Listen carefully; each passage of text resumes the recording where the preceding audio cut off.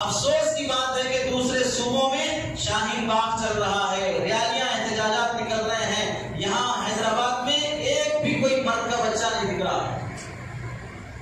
Permission मिलेगा एहतजाज protest के लिए, परमिशन मिलेगा, नहीं मिल रहा, इस वास्ते नहीं कर रहे हैं।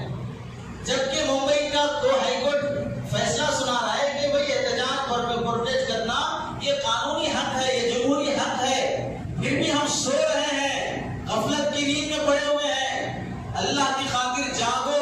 अगर नींद से बेदार नहीं हो रहे तो कभी गूगल सर्च करके हिटलर सर्च करो, हिटलर और नाजी पार्टी मारो। 2 हफ्तों से तो मैं वही पढ़ रहा हूं।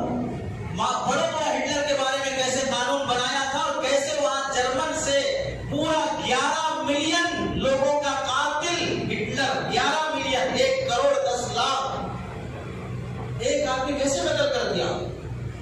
कहां से हिम्मत आ